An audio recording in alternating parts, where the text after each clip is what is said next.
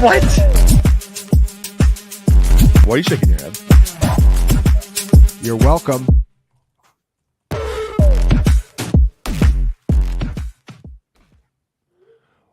What is up? Good evening. Welcome to the Week 6 edition of Matchup Points here at FantasyPoints.com. We have our guy, Tommy T-Bone, on the other side, producing this program, pushing all the right buttons and all that. And along with Brett Whitefield and Graham Barfield, I'm John Hansen Field. That's my name here tonight. And Week 6 kicks off in Seattle as we'll get right into it, guys. And, well, Graham, I'll start with you because this is a little bit more, not to say that Brett's not a data person, but, you know, he's a little bit more the film guy here. But, man, the data is so strongly in favor of George Kittle and Brandon Ayuk that I have struggled for 24 hours to figure out which one I like more. I mean, I'm really feeling a big Ayuk game, but I'm also feeling a Kittle game. Yeah, I think this is another Ayuk spot. I was feeling it last week with Ayuk against Cardinals, just kind of an ultimate get-right spot, right? Like they just allow so many open receivers. Not only is it like a good schematic matchup, you know, Seahawks play a ton of one high. Ayuk is averaging nearly 3 yards per route run when facing one high. Seahawks are going to be without Reek Woolen tonight, and that's just absolutely massive for them here. Oh, so wow. I had no idea. He's inactive? Yeah, he has an ankle injury. He's not going to play, so it's huge for Ayuk. Wow. I was kind of looking at jamming in some Ayuk props before the show this afternoon, but he's correctly priced.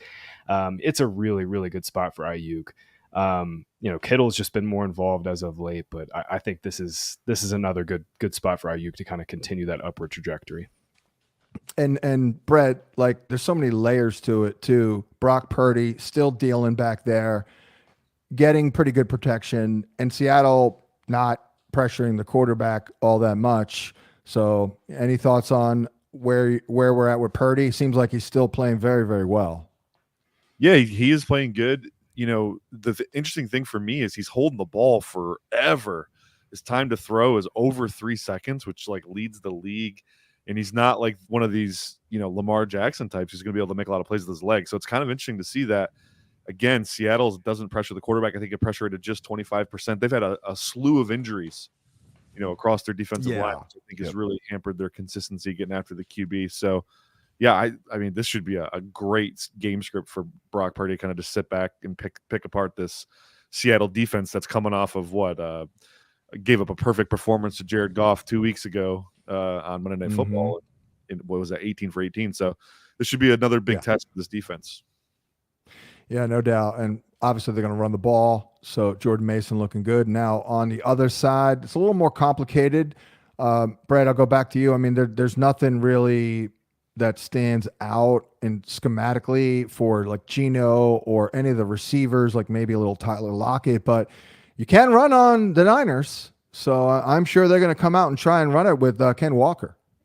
Yep, I'm guessing that's going to be the game plan as well. We even heard it from the coach himself this week, right, saying they got to get Kenneth Walker more involved. When he touches the ball, good things happen. It can be a little frustrating at times. It's one of those you got to stick with it plans because he does have the propensity to bounce everything outside, and that he will take some L's. He'll take a couple -3, -4s, but when he's ripping off 60-yard runs, you tend not to mind. So, yeah. Graham, any of these receivers stand out to you? I mean, I kind of think Lockett has the most things going for him, but I mean, whoop-de-doo, what are we going to win the prop over 43 yards and he gets 46? You know what I mean? Anything stand out to you? I do think this kind of stands out a little bit for JSN. 49ers have been kind of bad against slot receivers, nearly 3 yards per route run allowed through the slot. The thing is, John, I mean, JSN had the one game against I think it was against the Patriots. We had a 10-yard ADOT. His 4 other games, his average depth of target has actually been lower than it was in his rookie season. Right. So, man, the shallow targets have just been, you know, that's just been his whole game. You know, we haven't gotten the consistently unleashed downfield stuff, but this did kind of stand out as at least another good on paper spot for JSN. Brett, does the presence of Lenore, I mean, he'll be on him, I'm sure, a bit, and he's pretty good, right? I mean, by the numbers he is. Is that, you know, JSN's a little bit of a risky proposition no matter what. So I feel like for me to give a full green light on him, I need to have like kind of good matchups across the board. I don't know if we can call that totally good. Yeah, the thing with Lenore is he's a solid nickel, but they don't play man coverage really, so it's not that big of it's not a void spot because they're going to be able to work in the zones there. Anyone else frustrated by DK Metcalf? Like, this guy sometimes looks like a Greek god, like against Detroit was amazing, and then gets shut down by the New York Giants corners. Like, I'm so frustrated with this guy. I don't even know what to do with him in this game because I was thinking this was a big spot for him because Seattle has been protecting the passer a little bit better than expectations. So I don't know. I'm frustrated by this guy though. I don't want to call my shot and then be let down again by DK. But I don't know what you guys think. Well, I mean, I'm a forever DK hater.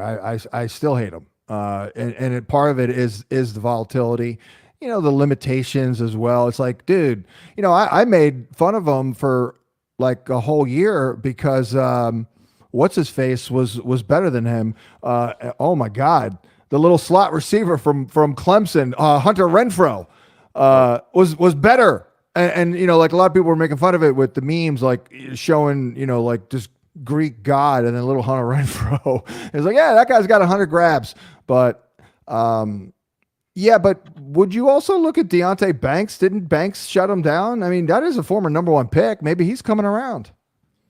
Yeah, he is. But Banks, he shadows a little bit, but he mostly plays the left side there. So DK had plenty of opportunities to win without Banks. Okay.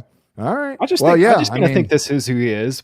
We have to say, though, I mean, Seahawks are the number 1 team in pass rate over expectation. Like, yeah, sure, Metcalf's been a little inconsistent this year, but like by yards per game, targets per game, like he's on pace for career highs. So, I mean, it's been some inconsistent play, but I was kind of with you, Brett. I think we need to stick with our gut that this is most likely just a Metcalf spot because, Niners could truck the Seahawks here and volume could be everything for Metcalf.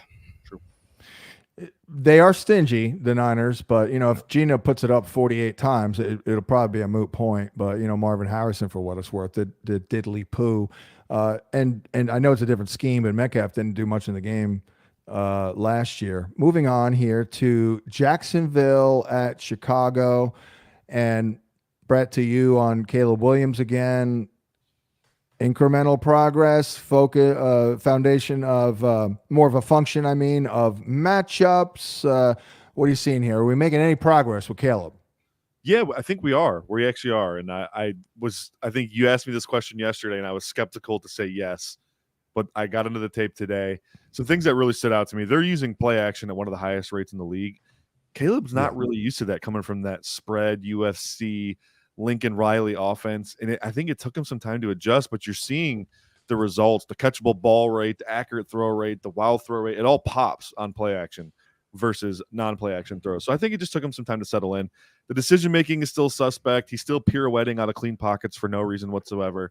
But ultimately, I think, we have to say that there's been marked improvement for sure. I love the data point that our guy Stephen O'Rourke brought up. I mean, it's like this is what I'm loving, like, because I'm going off an instinct gut feel forever. And, granted, I'm not guessing, but it all just kind of comes from all the information I take in. Then I see like a data point that backs it up. I'm like, I'm in, baby. Roma Dunze, because he's kind of been the guy in play action with the air yard. So a lot of it's probably play action and deep shots to a Dunze. Yep. That's for sure. They have this connection, the scramble drill stuff too. It all goes to a Dunze. It's not really going to anyone else. So I agree there. I kind of think this is a sneaky Keenan Allen spot too. Whether, I'm not sure how much volume he'll get, but the Jaguars have been awful against the slot, like legitimately terrible defending the slot. So this is, and Keenan's ass is still really good, guys. So I think this could be a Keenan Allen spot. I tried him last week, Graham. I was feeling it, and it didn't happen. But, that's why it's worth noting that his ass is still in pretty good shape. But I would contend at this point that, remember the old, the quarterback's best friend kind of a thing? Well, hey, I'm sure he can be. But the days of Keenan Allen being a volume guy that is the go-to guy, that's not it. So I think it's a little bit of a what is he kind of a thing. For sure. I kind of lean towards Brett, though. This is like a play all your guys type of moment. The Jags change. I mean, Brett noted this last week, too. Jags changed from man-heavy coverage to a lot of zone coverage the last 2 weeks, and it just like hasn't mattered. They've just gotten absolutely destroyed. Right. The Jags secondary is the worst in the NFL right now, and they might get Tyson Campbell back in a few weeks. But I was kind of with you. I think this stood out as an Odunze spot just because their perimeter corners are so terrible right now. Nearly giving up 160 yards per game. I think Caleb Williams is the best streamer on this slate. Jags have given up a top 12 scoring fantasy quarterback in every single game this year. It hasn't mattered who it is. They're just going to give up fantasy points. Switching over to the other side, and Brett, and they don't rush the passer. They don't rush the passer well either. Yeah. Jags. The Jags front seven's okay. Their secondary do they get a lot of pressure, Brett? Yeah, they're not great, but the Jags, right? Yeah. No, I mean they have a lot invested into that D line, but it's just been mediocre so far. 32% pressure rate. Yeah, they really they've got to regret the Aiden Hutchinson or the Trayvon Walker over Aiden Hutchinson thing. Brett, switching over to the Jags side, man, I think you were just right about Tank Bigsby. Had a really messy rookie season, but dude, he's been awesome. Burst in yards after contact. I think he's third in missed tackles forced per attempt. What's your read here? Because we were going back and forth in projections Discord this week. Was Etienne demoted? Was it the injury? At a certain point, Bigsby is just the better back. How do you see this backfield moving forward? It's been a couple weeks now too, right? Where Bigsby's kind of been the guy. I mean, he looks awesome. The explosive runs are there. The Jaguars' run game needs that explosive element because they don't have the O-line dogs to consistently pound it. Like Detroit can live with 4 yards of carry and never get an explosive because they get 4 yards on every freaking carry. The Jags aren't like that. They have so many problems, so many penetration points. So that explosive run rate is really big for them. I think Bigsby's going to keep being the guy. I called it last year. I was just a year early on it. I thought Bigsby's going to have a really good season last year, and then obviously he looked like the worst running back in the NFL. But he looks awesome now, so that's all that matters. Graham, I'm going to go to you because you're the Trevor Lawrence Jaguar person. And is it me or I did a podcast, by the way, spoiler alert, with Mr. Kaplan previewing week 6 that'll drop tomorrow morning. And he was like, I was encouraged by Trevor Lawrence last week. And I'm like, oh, yeah, sure. But to me, it's when the data looks good, he performs at his peak, whatever that is. And when it doesn't look good, I just think he's still kind of a week-to-week matchup guy. What do you think? He absolutely is, John. This is who he's been for 2 years now. I mean, we were talking about it last week. In his last 21 games, Lawrence has 5 top 10 fantasy quarterback performances. So, the ceiling is just not consistently there. And we were highlighting this as a great matchup last week. Colts just don't get any pressure. Totally different spot here. Bears secondary is really good. Jalen Johnson's playing really well. I think I had it as the third fewest passing fantasy points per game allowed. So don't fall into the Trevor Lawrence trap this week. I will say though, schematically, another really good spot for Brian Thomas. Bears play a good amount of cover 3, and we were all over that with BTJ last week. He just smoked Colts last week. So I will say this is another good spot for BTJ. You think and so? By the way, another bad one for Kirk too. Another bad one for Kirk. Yeah, that was my question, Brett. Jalen Johnson won't travel, right? But no. BT, dude, he looks unguardable almost. I mean, he definitely looks awesome. There's no doubt about that. Yeah, I mean, he'll travel on the outside though. I think. Okay. BTJ's not really going into the slot a whole lot. 20% or so. But when he's on the outside, I think look at Jalen Johnson. And Johnson's just been a lockdown corner this year. He's been awesome. He's been amazing. So that is a little scary. This is really BTJ's first big test against an elite corner where he's going to see a lot of attention. So I'm excited about this from a football standpoint. Yeah. Targets are earned, though, man. 8, 9, and 9 in the last 2 games. I mean, just huge ceiling here. This looks like a tight end game for the Jags, even though the Bears are pretty stingy. I don't know about Evan Ingram, though, so we'll see about that. They should get him back. Peterson was saying 2 weeks ago that he'll be back, but Peterson loves to lie about his injury timelines, that's for sure. Right. I'm gonna skip over DeAndre Swift. It's not the best matchup, so I don't like him. Well, actually, you know what, Graham? What do you think? Because I thought he was dead 2 weeks ago, and I did Yeah. rip him, and he's looked way better the last 2 weeks. But this is a tougher matchup. Yeah, you and me both. He pulled a full-on Undertaker coming out of the grave the last couple weeks. Kind of It's looks called, like you know this what that game- is? That's a fantasy two-face. He's a fantasy two-face. Yeah, he's the definition of a Harvey Dent, isn't he? Yep. Yeah, Jags playing pretty good run defense, but they by scheme give up a ton of dump offs underneath. I think Swift will be fine as an RB2 this week. Really, I just like him again because Caleb Williams and Bears offense is in such a good spot. Like Swift could fall into the end zone again this week. Yeah, I mean, they are absolutely unleashing him in the passing game lately. Yeah. That is for sure. Let's move on here. The DC Commanders at the Baltimore Ravens. Pretty high total in the game here, Brett, but pretty good. I mean, the data looks pretty promising for Jaden Daniels. And of course, I don't give a rat's ass what the data looks like for Lamar Jackson, the passing attack. This is a great matchup individually, just dude on dude with this DC defense still not having much of a pass rush or much coverage on the back end. Yeah, this sets up very similarly to how Cincinnati, Baltimore was setting up last week, where very exploitable matchups on both sides of the ball. Starting with the Commanders, I like Jaden Daniels a lot. 10.4 yards per attempt against cover 3 this year. He's also annihilating most too high coverages. Baltimore pretty much lives in cover 3 or some variation of quarters in cover 2. I think he should be great there. The Ravens are also by far the worst team in the league at covering the slot. They're giving up 110 yards a game to slot receivers right now and averaging a touchdown a game as well.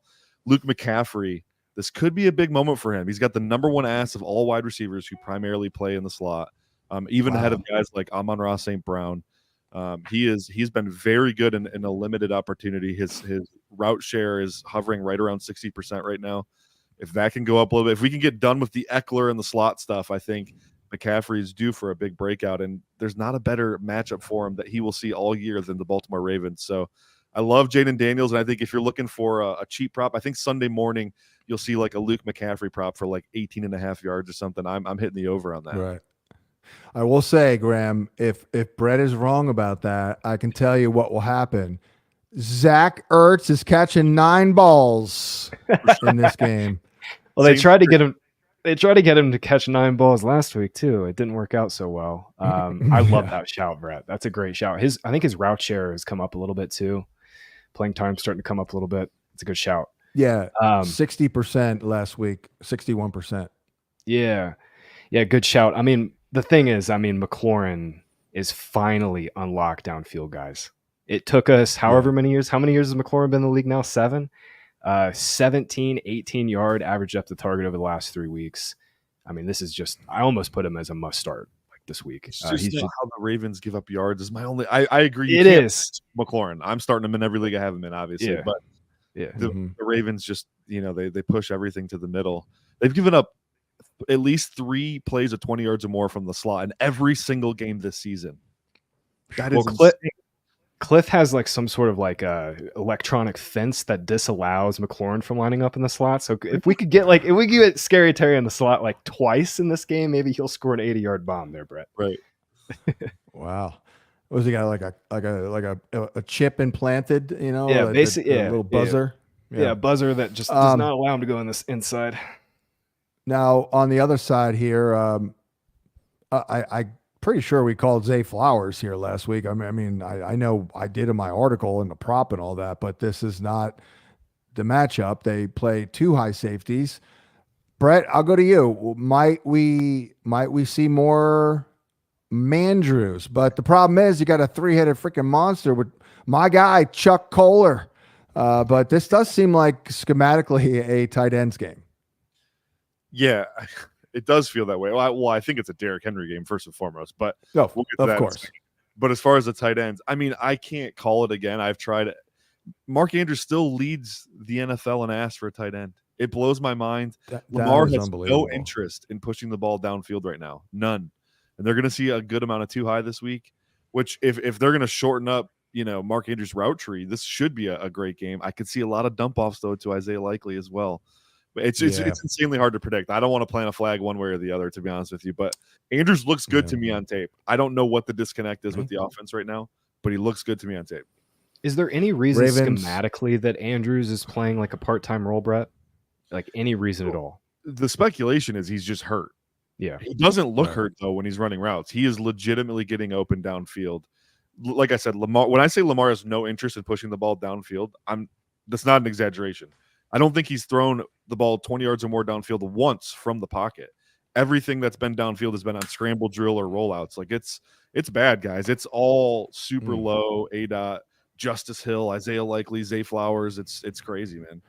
What about a couple of chucks downfield to Bateman? Were they on scramble drills? Because I couldn't recall I'm that. pretty sure they were. Yeah, I know the one for sure was that down the right sideline against was it the Kansas City Chiefs? Yeah, Week that one. 40-yarder. One last week, right?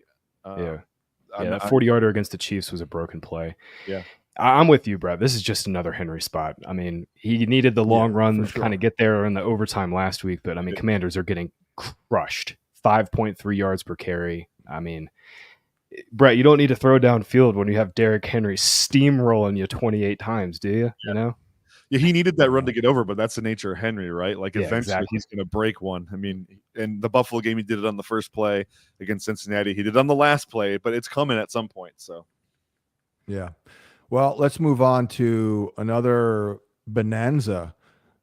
Arizona at Green Bay, and a good schematical matchup here for both quarterbacks. Looks decent, very good for Green Bay. Brett, to you, we talked about this on the radio yesterday, but we'll reenact it. Watching Love, you can see, I felt last week for the first time, you could see that like thoroughbred out there. I mean, he took off and ran once, and I thought he looked really good on that little run. I'm like, all right. But it feels to me that like we're percolating here. That drive to bring him back against Minnesota 2 weeks ago was pretty damn impressive. But what do you think here? I feel like Love, this is it. This is probably the week where he fully breaks out. Yeah, if you take the I don't know, the last three halves he's played, the second half against Minnesota, the accuracy came back, right? Didn't look comfortable, but the accuracy came back. First half last week, he felt really comfortable in the pocket. Then the second half, you saw him moving around. He wasn't just navigating the pocket. He took off and run. He was getting out of the pocket and making plays happen. I feel like he's back, and this is a sweet matchup for him. Arizona plays a ton of cover 3. They're also the worst pass defense in the league right now. Actually, 5th worst in terms of EPA per dropback, but they give up a league high first down or touchdown on 44% of dropbacks, which is like it leads the league by like 10%. It's insane.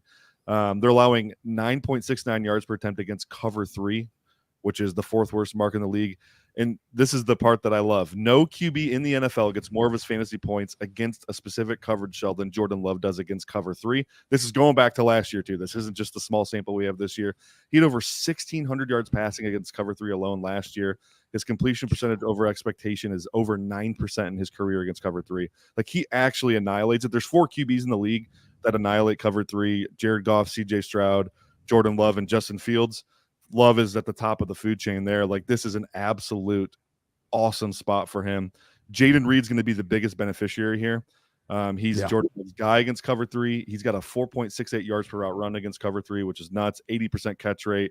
Tucker Kraft also, it's a smaller sample, but he's over a 4 yards per route run against cover 3. I know he's also banged up. I'm not sure where he stands as far as whether he's going to play or not. But yeah, great matchup for all 3 of those guys.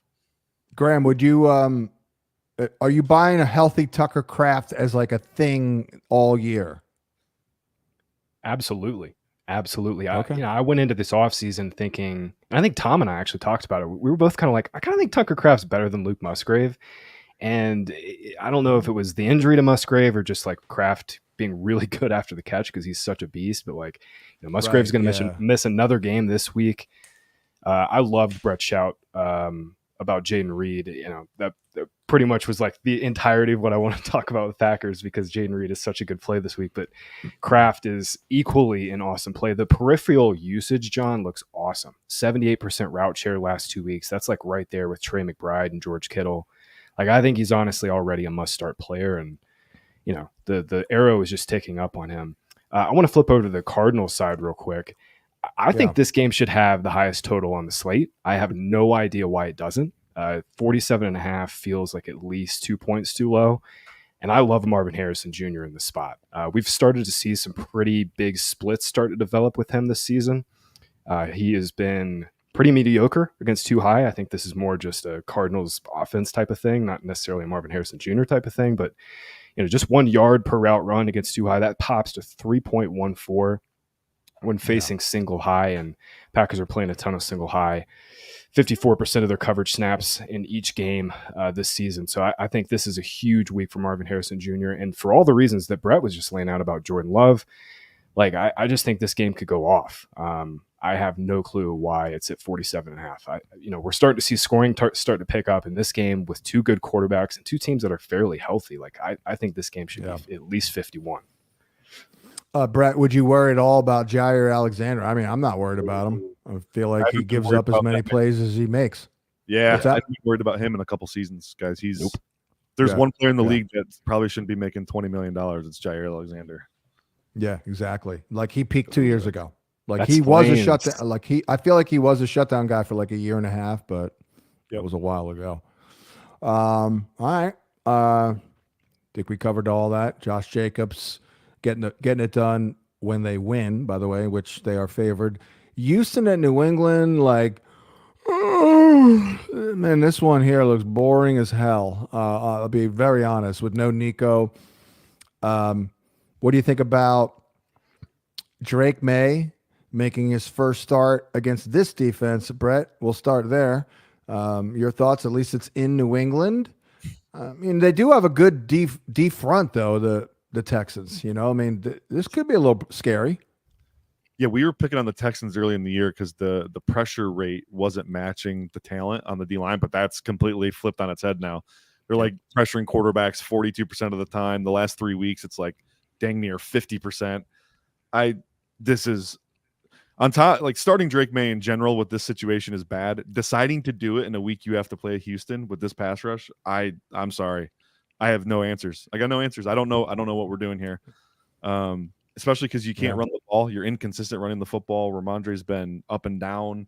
He's hurt, banged up. Yeah, he's also hurt. Yeah. I mean, you could have played him and started him against Jacksonville in week 7. Exactly.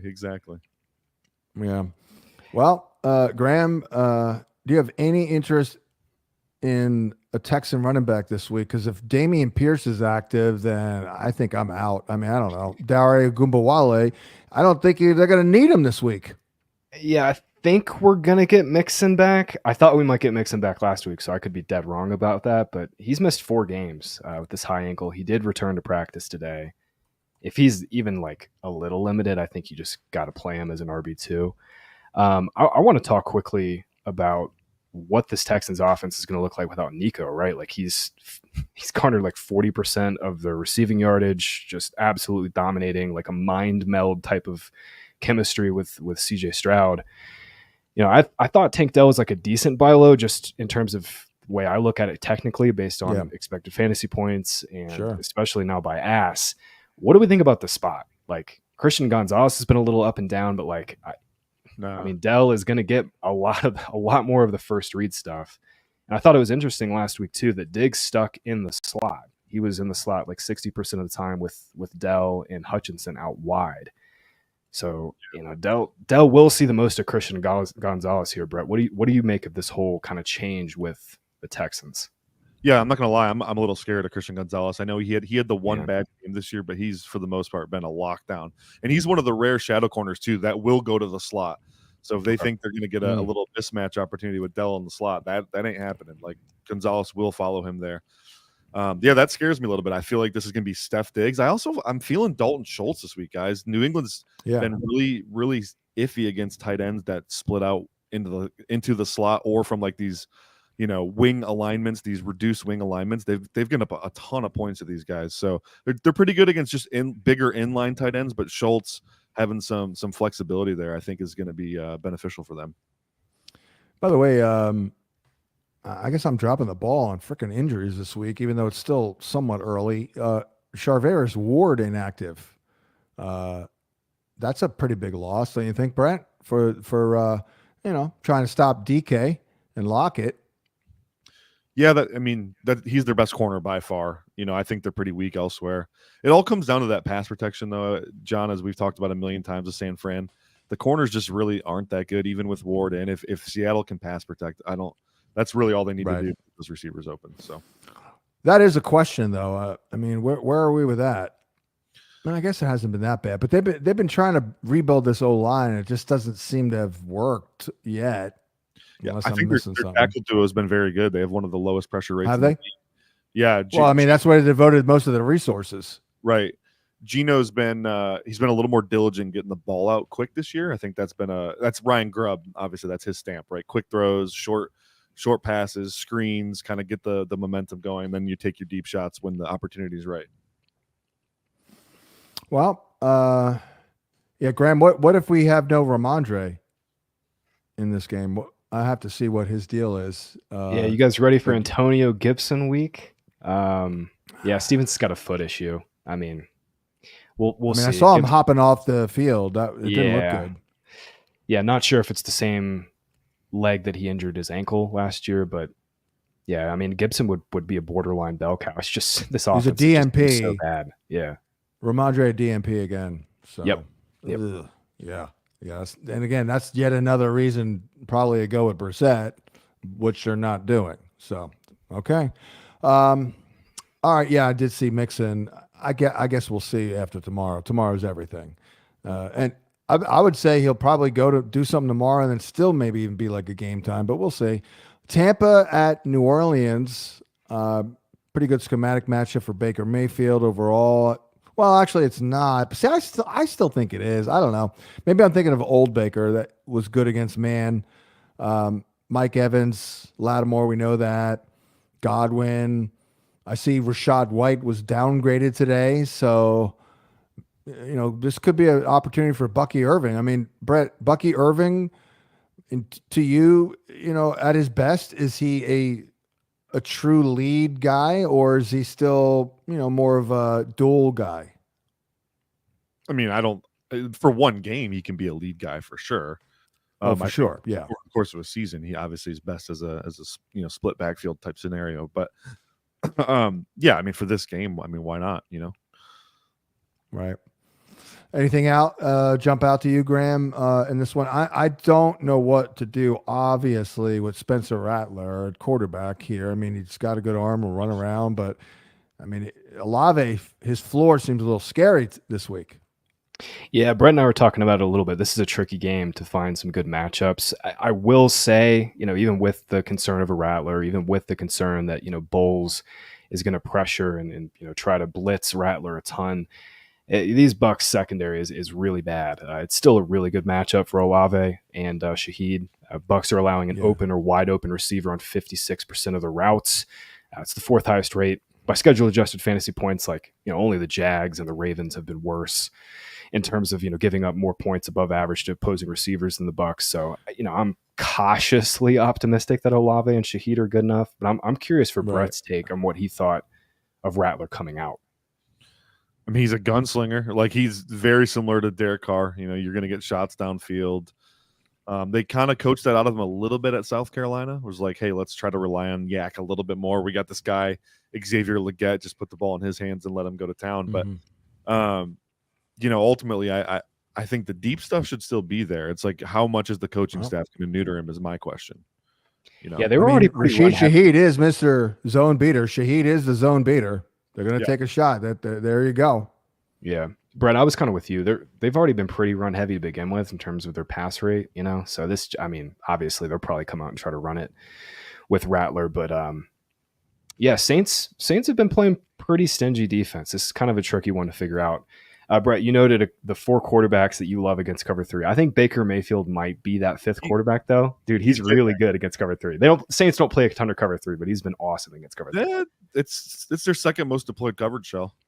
Yeah, they play 51 dropbacks. Yeah, yeah. They mix and match though. Yeah, they do. They play a lot of different stuff. Baker Mayfield's passer rating against cover three this year, though, is 125.5. Shoot, against cover one, it's 106.5. So, he's against single high in general. He's playing very well right now. Well, maybe he's always been good against man, Baker. tight window throws. He's a very accurate thrower, so that doesn't surprise me. Well, it was the team that drafted him, the Cleveland Browns, at the Philadelphia Eagles. I mean, I don't know where else to go on the Browns, and Watson. I don't know. I mean, here's where I'll go. And our guy, Mr. Kaplan, brought this up, and I knew where he was going. I mean, the Eagles do struggle in the slot, and I think it's Cooper DeJean could be starting. And Jerry Jeudy does look good. I don't know if anybody has any thought. Jerry Jeudy does look freaking good this year. He always does. Just doesn't ever have a quarterback that can get him the football. Well, he does. He did have some drops. He did have some drops. I don't. In another life, Jerry Jeudy got to play with Dak Prescott, and he catches 90 balls every year. Yep. In another life that happens, but it's not going to happen. It's just over for Watson. I mean, at a certain point, they're going to have to play Watson. I just wonder if it's like an ownership thing, being like, listen, we're paying this guy $200 million, whatever it is. We can't bench him. But I mean, you're at a point now where your only win is against the Jags, and if they could get smoked here, they're 9.5 point dogs against an Eagles team that has not looked good. AJ Brown and Devontae Smith are coming back, but 9.5 against this Eagles team is a hell of a spread, man. Yeah, exactly. Well, schematically, good matchup. Good schematic matchup because they play man, and Hurts likes that, and that's AJ Brown. Yeah, this is a really good spot for AJ Brown to come back. We have a lot of respect for Brown's corners, really good secondary, but they've been playing man on at least 50% of opponents' pass plays over the last 3 games, and 3 straight they've done it. And Brown is just smashes man to man. It's like CeeDee Lamb, Tyreek Hill, Nico, and then AJ Brown in terms of the top receivers against man. So this is the spot for AJ Brown. Brett, I've been kind of struggling with Devonta Smith in this spot. What do you think about him? For me, it's gonna how much is he going to get lined up against Martin Emerson? Denzel Ward's been good, but he doesn't shadow anymore. Has passed a couple of years ago. So Emerson's been pretty bad this year, actually. He's been beat up pretty good. When opposing teams need a big player, they tend to go right at Emerson. So I've seen that, yeah. Yeah, if Devonta's going to, line up against him a lot, I really like him, but there's no way of really knowing because they move Devonta around so much. He's played in the slot a lot too, obviously. So that's tough. I think Newsom's a much better player than Emerson at this point too. Was that Neighbors? They went after Emerson. Was that Neighbors, or was it Michael Thomas? I definitely remember wow, look at that. Anyways, not that important. The one thing that could ruin that though, Brett, is that Browns pass rush. But Eagles have a good O-line, and I would argue that Browns D is just not as good on the road, right? Am I crazy? No, you're not crazy. The Browns D has been for me, it's game script, right? When their offense can stay on the field and the defense is playing 70, 80 snaps, which happens on the road, they tend to get tired and fall apart. They don't have a lot of depth in the D-line. True. So they have Myles Garrett, and then Zadarius Smith is okay, and everyone else kind of stinks. Speaking of stinking, Colts at Titans. Moving on here, and I guess we have Anthony Richardson trending that way, but not a very good full practice today. Not a very good schematic matchup for either quarterback. And what is up with Josh Downs? Because that was a buzzkill with the toe, and it was a DNP today as well. So that stinks. Well, I don't know where to go. I got nothing here on the Titans other than start Tony Pollard. Graham, is D-Hop kind of taken over? I know they were on bye last week. Who do you view as the one here in Tennessee? I think it's still Ridley, but we could see some changes out of the bye. Hopkins was obviously very limited in the first 3 games of the season. He was dealing with the knee injury. Then he kind of popped. Then the last game before the bye kind of went back into a shell. This has been such a good spot for quarterback production. We were on this last week with Trevor Lawrence. It is a good matchup for Will Levis. They don't get a ton of pressure. It's just, he's going to have those Levis plays. I was going through some of our charted stuff, and if you look at, ignore the turnover worthy throw rate that's at nearly 10%. If you ignore that just a little small bit, the accuracies look decent. Watching him, there's been some plays where it all kind of works, but he's just a super inconsistent player. I will say this is a really good spot out of the bye for this passing offense. I'm like moderately excited for Ridley and Hopkins just because Colts have been so bad in the secondary, but it really just comes down to Levis, and he's been so inconsistent in every single game he's played to this point in his career. Yeah. I think by the way, I'm pretty sure, didn't I predict an Alex Pierce? I think he did. Tutty? Yeah. I think he did. Yeah, I think he did on the Sunday show with Tom and I, John, because I think we knew. Okay. Yeah, because Flacco is in. You're like, Pierce is catching a 60-yard bomb. And I think he caught two. Yeah. yeah. And he could do it again here based on the schematics, but no do you have Pittman. anything?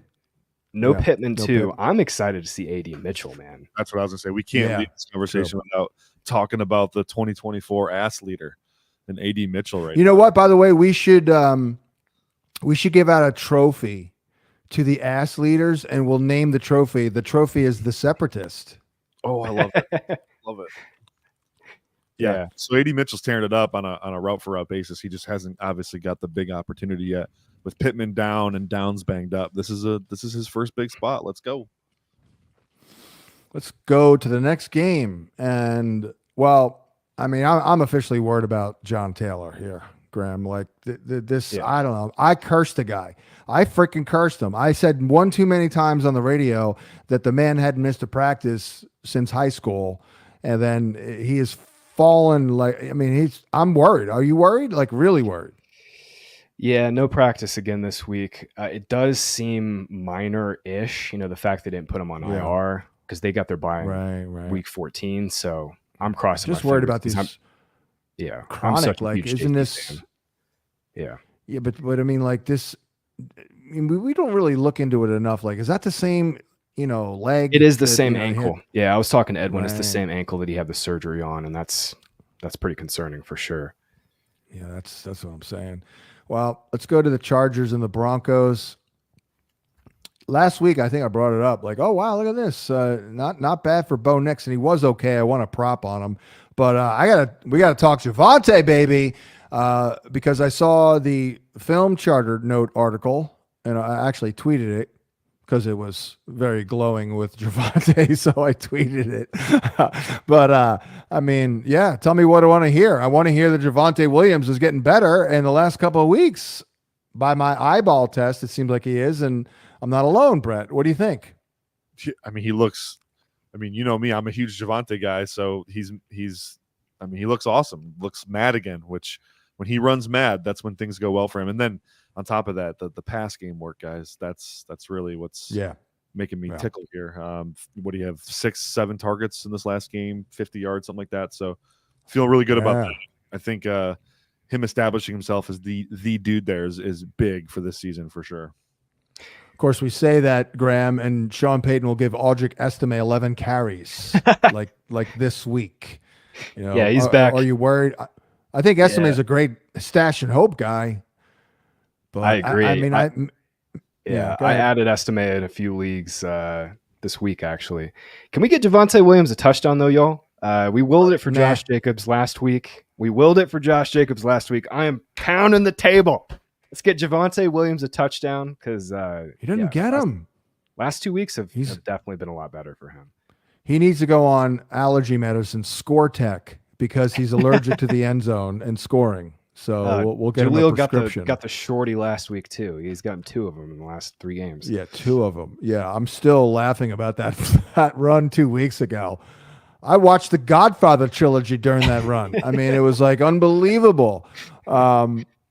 Anyways, I don't know. What do you think of this Charger offense? Of course, we're going in a little blind, Brett, because, Herbert, they're off a bye. Maybe he's better. Denver's D, though, is pretty freaking good right now. I mean, the Chargers have a lot to work with, but I don't know. I want to like Ladd McConkey in this one, but do you have any thoughts on the Chargers here? No, I'm a little scared of this matchup for them. Denver's defense has been awesome since week 1, where they look terrible. Patrick Surtain is back to being the absolute freaking monster we know he is. I don't know. I don't think they have a wide receiver that can beat Pat, right? So now you're looking at secondary matchups. Riley Moss is kind of coming to his own. Jaquan McMillan has been pretty good in the slot. So I think you're right. If there is a guy to tout, it's going to be Ladd in this game. I think he's the guy who's establishing himself as the separatist, right? And there's going to be a good opportunity here with Denver. But other than that, I'm a little tepid on this entire Chargers offense for this week. How about a little volume though, Graham, for JK against Denver, because they suck in general. They're not gonna score a lot of points, I don't think. What do you think? It seems like Gus is kind of, I'll say odd man out, but like they're dwindling. His role's dwindling. Yeah, that was kind of my thought too. Same thing that Brett kind of said is like, yeah, Broncos defense is balling. They're blitzing a ton, forcing a lot of mayhem and stuff at the line of scrimmage. It doesn't matter though. This is going to be a close game. Chargers are super run heavy, and they're going to run Dobbins. In his last game before the bye, he had a 72% snap share, was a season high. And yeah, Gus Edwards is dealing with an ankle injury. I think if you're in a super deep league, Kamani Vidal is like not owned anymore after he's barely played. Gus has looked dusty. J.K. Dobbins is one injury away from Vidal, I think, actually being a fantasy relevant player. Edwards has just looked so bad this season that I kind of think they might give Vidal a shot. Yeah. So just purely speculative ad, but I think Dobbins is like, he's not a must play, but he's like, if you have him as an RB2, you've been, pretty happy. I think you just go right back to him here. I'm a little and scared. Good news. Broncos run defense, best in the league, 36.1% success rate allowed on run plays. I mean, that's my only concern with Dobbins. I do agree game script should allow Dobbins to get a nice hefty workload, but good news though, looks like the tackles for the Chargers are going to return. Yep, Joe Alt's back this week, which is huge. He's just and by the way, I mean, you want a cheat code? I know you guys have your own cheat codes, but I got a cheat code, and it may apply for our guy Javonte. When Denzel Perriman is out, you start a running back against that defense. That's my contention. Am I crazy? Is he a part-time player nowadays? Because that was the deal. Denzel Perriman was like the critical run stuffer there at linebacker. I mean, he's a downhill player, right? Does he still play for the Chargers? I don't even know. He's a starter according to the depth chart. Yeah, I kind of figured that. I don't know. Yeah, he's a starter. So if he's out, and I see he wasn't a DMP though. Is he hurt or what? He was so old. Oh no, my bad. Looks like he did a limited practice, so I guess he'll play. Never mind. But keep that in mind for go later on in the year, because he will probably miss time because that's what he does. All right, Pittsburgh at LV, and then Brett, we'll go to you because you can maybe ease any concerns people have with Justin Fields coming out of last week, and seemed like he was dealing with a George Pickens issue as well. Yeah, sorry about that. In terms of not having George on the field a lot, that didn't help. Yeah, the disciplinary stuff from Tomlin to Pickens. Seems like, listening to Pickens talk this week, he got the message loud and clear. So we'll see. We'll see, right? But I love Fields in this matchup. Fields is one of the cover 3 destroyers.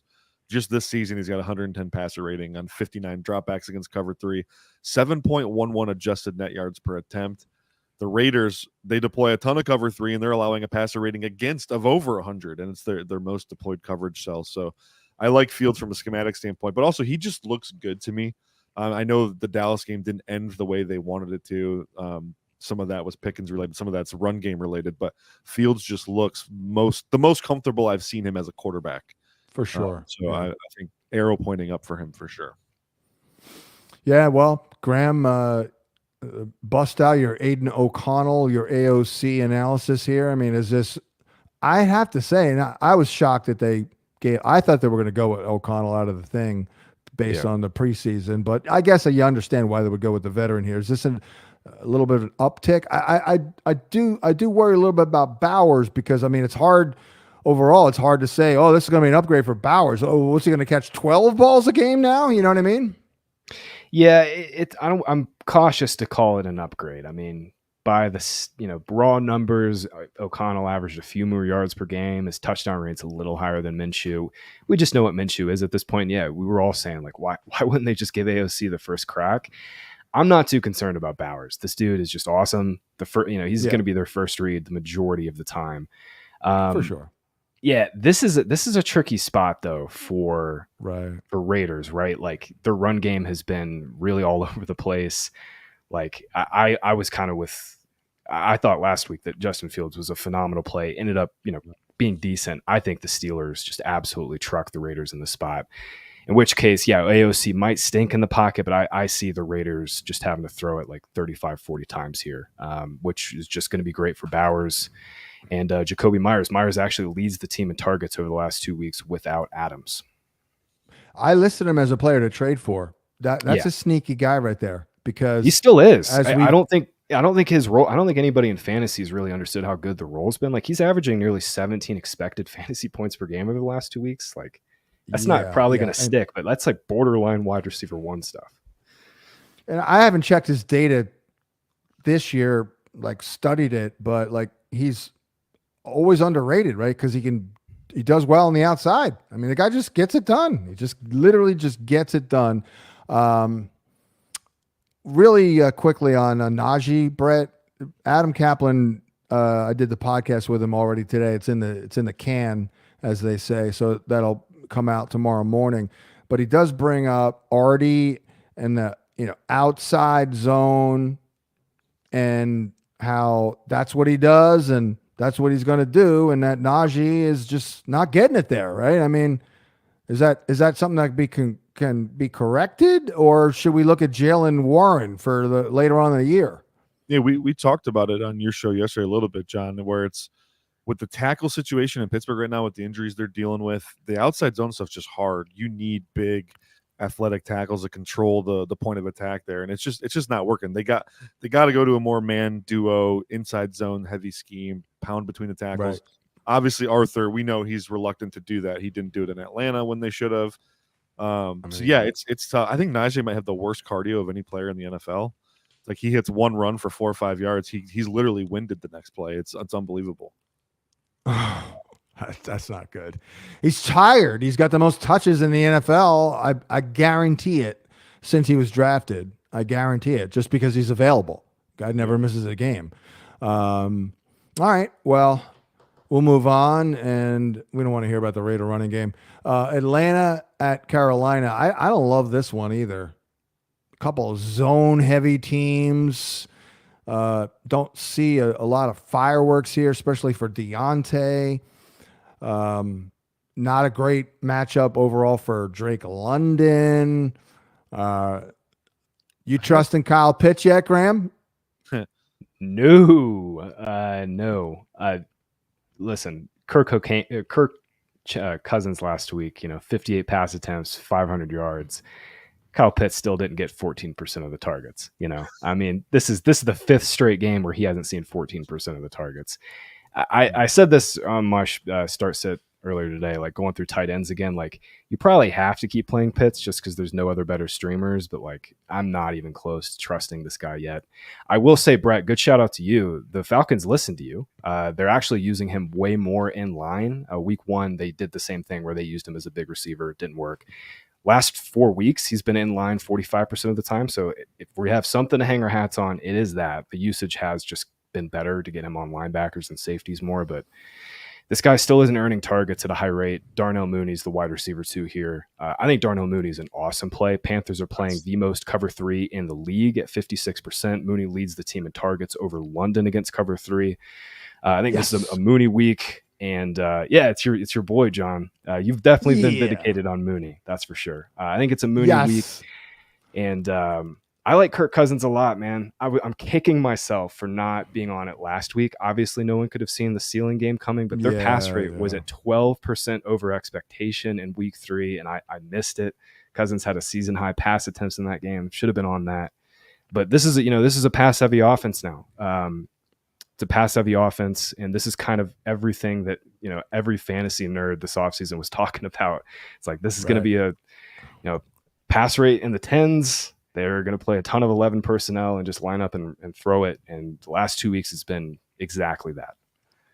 Yeah, this is why I ranked Darnell Mooney 75 spots over his There ADP, you like go. 6 rounds over his ADP.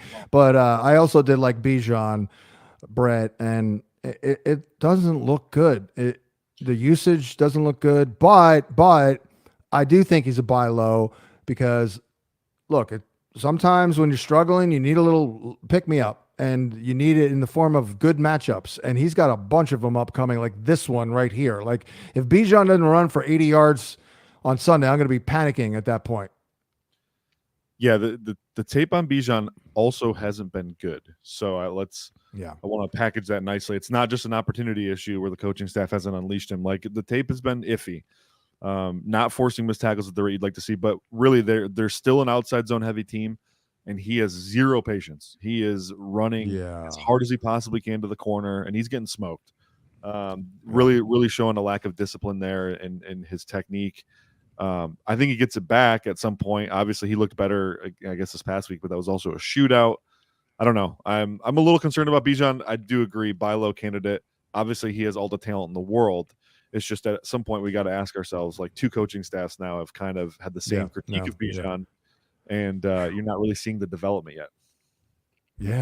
No, it's pretty surreal at this point. I mean, not to be dramatic here, but and then for Carolina, hey, smoke him if you got him, right? With Chuba Hubbard, at least one more week, Graham, right?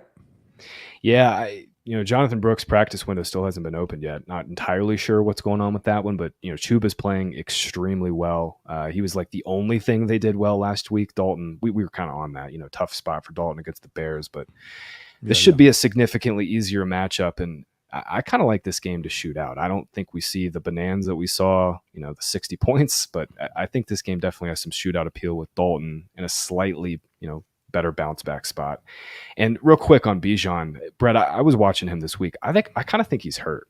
He's been dealing with this hamstring injury. He's been dealing with a shoulder injury. He's on the injury report now with the hamstring. Because I was watching him too, man. I'm like, this is not the same juice that we saw even last year, and definitely not as at Texas.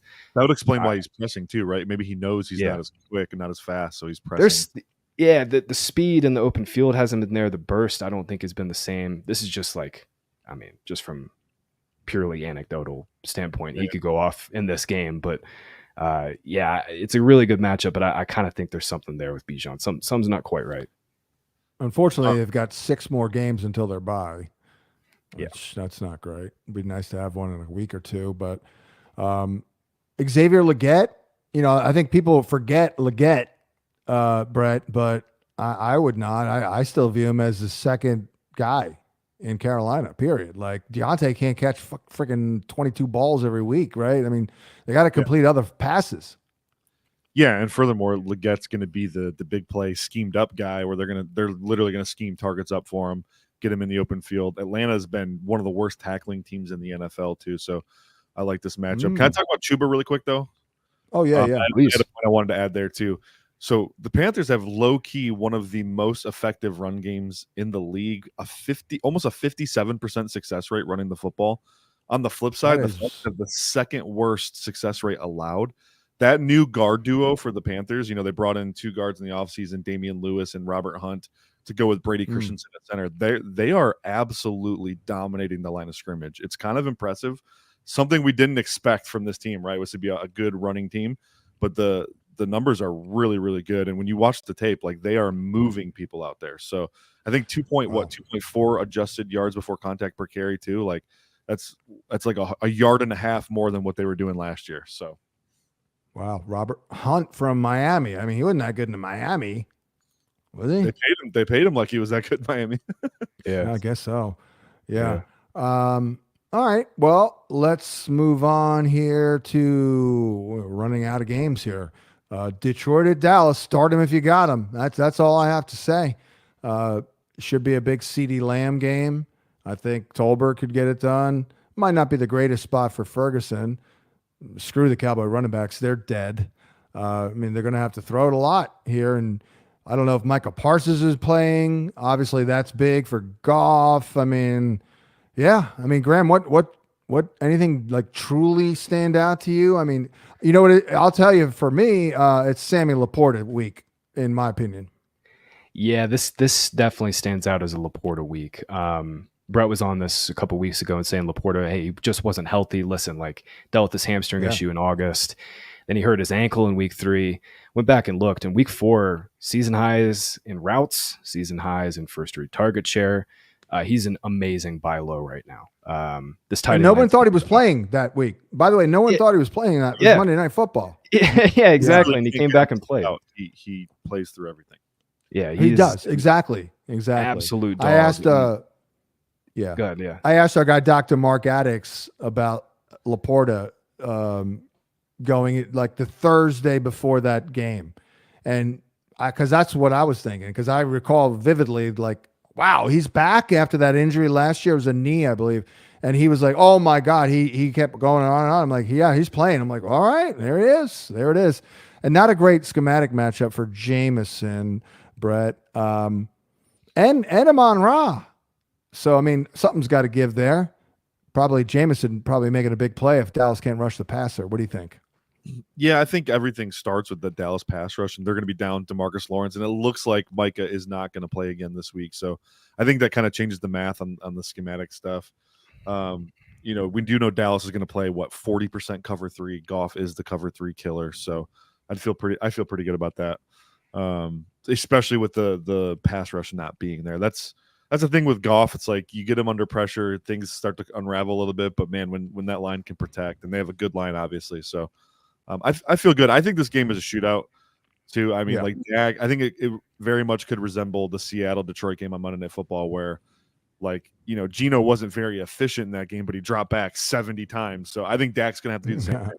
60, 70 dropbacks. So he's going to have ridiculous numbers just because of the pure volume he'll be throwing the football. Yep. Yeah, you just don't run on Detroit. We've been saying this for a couple years. And once again, the Lions are number 1 in pass rate over expectation against at 8%. Every single team that's faced them has had a positive P-row. Yeah, Dak is number 2 in pass attempts per game. The volume from the Cowboys passing offense is going to be incredible in this game. And yeah, sure, it's not a great matchup for Ferguson, John, but this dude is trailing only Trey McBride in targets per route run. Like, he is going to absolutely smash his ADP. Weirdly, though, he doesn't have an end zone target. We need some end zone love for Ferguson. I know. It's like my 2 dudes, Ferguson and Conklin. They can't freaking buy a tutty, these guys. Yeah. Get them 8 or 9 targets, but we cannot get one of those in the end zone. It's because they're the outlet. Well, the pass concepts. Exactly. That's true. Dak in the past has thrown to his tight ends a lot in the red zone. Well, that's the thing. That's the thing with Ferguson. Ferguson led all tight ends in end zone targets last year. He had 12. True. So, for Ferguson, it was probably just a volume thing. They had no other big bodies to throw to, but it's kind of the same scenario this year. Probably just a small sample size thing. Cincinnati at the New York Giants. And Graham, I'll go back to you because I don't think you've ever been a Daniel Jones guy at all. There was a time where I was, I kind of hoped for it to come together, wished it and it didn't happen. But, obviously he's not as stiff. He's playing pretty damn well right now. I mean, do you actually have confidence in Daniel Jones? I was very wrong about him last week. Very wrong. I thought this offense was in just like a massive trouble spot with no neighbors. And yeah, Jones just came out and balled out, man. He's still not throwing the ball well deep, but the timing and rhythm stuff over the middle has looked really good all season. Darius Slayton, John, you were all over that. I mean, he's one of the most underrated players in the NFL. Unfortunately, that's Danny's boy. That's his boy. Yeah, it was for a couple years. Unfortunately, it might have to be his boy again because Neighbors is still not progressing through the concussion protocol. Not practiced today again. So it'll be a bunch of Slayton and the PPR scam Wan'Dale Robinson. You guys got to stop hating. Yeah. Come on. Come on. He's a good player. He's a good player. Wan'Dale's a good player. But he's just got tiny little arms, man. He just his catch radius is like a small child's.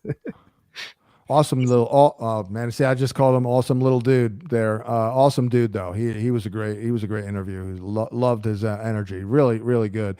Joe Burrow. I once communicated with Joe Burrow non-verbally.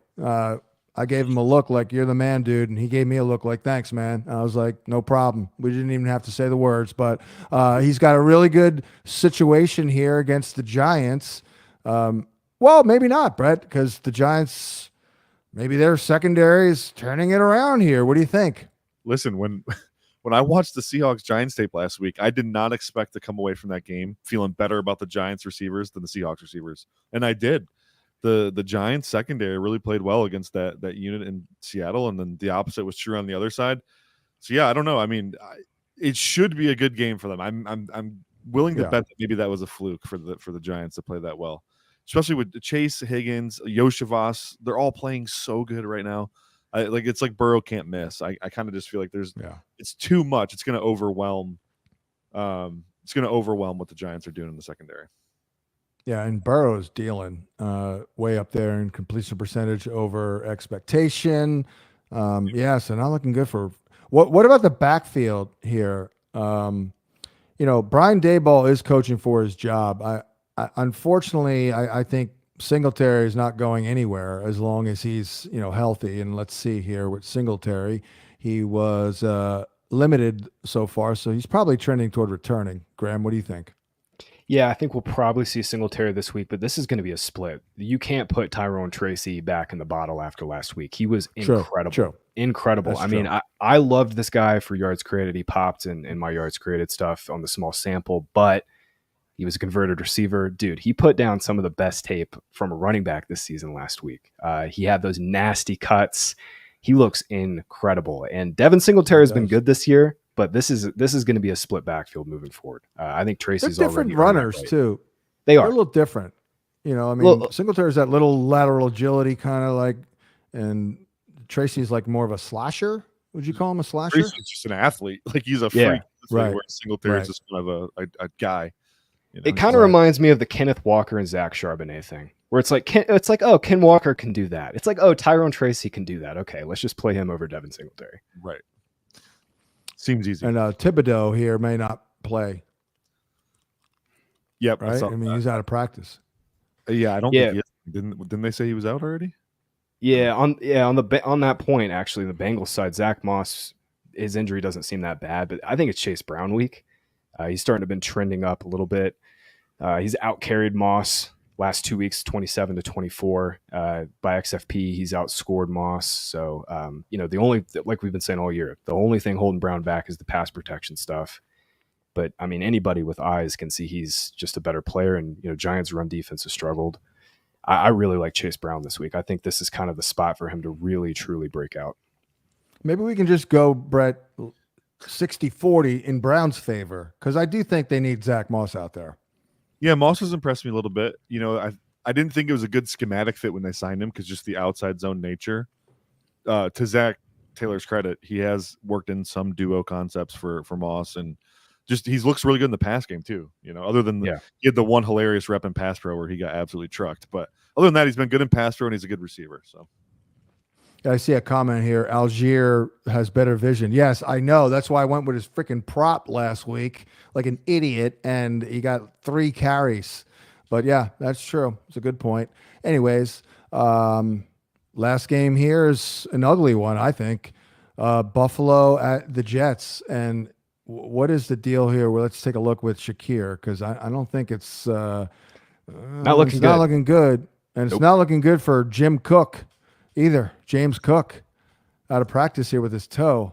That man, Graham, I mean, what the hell? It's like the Bills after week 2, everyone's like, oh, they're back. They're in. I'm like, now they look like they're dead almost.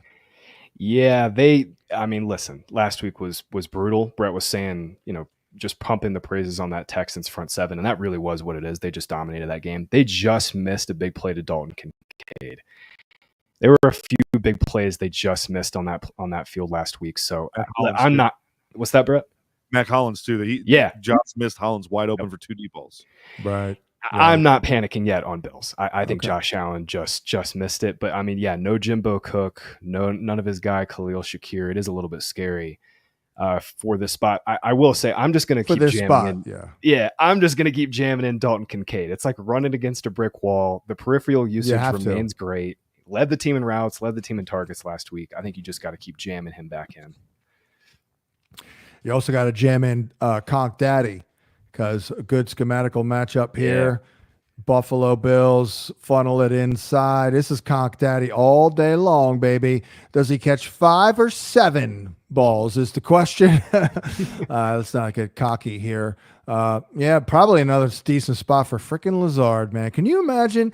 Is there anything more annoying for us as we do all year? We cover everything in the offseason. We prepare for months and months and months. No one gave a rat's ass about Alan Lazard, and then he's this big factor. That's a little annoying, Graham. Yeah, that's the nature of this beast, though. I'm a little afraid of Lazard in this spot, though. Bills play a ton of too high. They keep everything in front of them. They're giving up nothing to outside receivers. Garrett Wilson will probably get 30% of the first reads again here, and I'm with you. I like Conklin in this spot more than Lazard. We got to talk Jets. I mean, Brett, what's your take on the whole situation with obviously letting Saleh go while they're still playing good defense, but also like canning Hackett, switching to Downing? What's your vibe here, man? So I predicted Saleh to be the first head coach fired, so that's not a shock. He has been struggling for a while. I know we get distracted by the Aaron Rodgers show, and it's pretty obvious he canned him himself. And whether they want to say that or not, it's one thing. But yeah, I mean, Saleh the defense is okay. The defense has regressed though from year over year. So when your calling card is defense, and you get, you have a massive regression, and you're not good situationally, you're not good on offense, you're not good on special teams. Yeah, eventually the head coach has to be responsible. And maybe week 5 was a bit early, but I knew it was coming. So it is what it is. The Todd Downing thing, I have nightmares from when he was calling plays in Tennessee. So I don't know. Yeah. I mean, this could be good for Brees. He can scheme it up in the run game, I guess, although he's been the pass game coordinator in New York for this whole time, and that hasn't really worked. So I don't know. It's tough. I do think Alan Lazard is the guy this week. He plays in the slot more than any of the other Jets receivers. And if you are going to beat the Bills at a receiver position, it's going to be in the slot. So I picked the Jets to win this game, by the way. I think they get the head coach bump. I think Aaron's going to go out there all cocky and loose and just let it rip. So, I picked them too. 100%. 100%. By the way, here's a little nug for you. Todd Downing was the tight end coach in Minnesota, Tyler Conklin's rookie year. Let's go. Okay. I don't know where the hell we're going, but let's go. Deep revenge game narratives. Deep. Hey, listen, I picked the Jets to win this game, but it actually had to do with a run game. I think they just come out and try to get it going because they have just been running into brick walls. And the last 3 weeks, Jets have been, one of the most pass-heavy teams by pass rate. It kind of feels like one of those things where it's like, listen, we have Breece Hall, we have Braylon Allen, we can figure this thing out. Their run blocking has been trash, though, Brett. They are Breece Hall is last in yards before contact. And we know Breece Hall can make guys miss behind the line of scrimmage. Because he's lining up 40 yards behind the line of scrimmage. That's why. Part of the reason. The Jets' success rate as a team running the ball, 43.4%. That's the 4th worst mark in the league. It's been really bad to watch. And that's, by the way, they had a decent week 1 too. You remove week 1 from that sample, they are dead last by a mile. So not good. It's not good. But I look at it a little differently. Like, and Graham, to your point, you alluded to it, like when something's really bad and something's got to change, right? Yeah. So you kind of feel like whatever's really bringing it down is somehow it seems to always get addressed. Maybe it's just initially and it doesn't stick, but I believe they'll run the ball better. Just getting Hackett out of the damn meeting room. He's like a cooler. He's like a running back cooler. Just get this guy out of the running back meeting room and we'll be all right. Well, on that note, I will end the live stream here. I thought this was probably the best one we've done. Hour and 13 minutes. I mean, if you're not listening to this thing in a podcast form, I know we don't put it on a podcast form, but you got too many damn podcasts. But our guy Brian Drake continues to mention that he thinks this is kind of the best thing we do, honestly, preparing for the week. So without any further ado, I will wrap for Brett Whitefield and Graham Barfield. I'm John Hansen Field. We thank you for tuning in. We thank Tommy T, and we'll catch you next time here at FantasyPoints.com. What? Why are you shaking your head? You're welcome.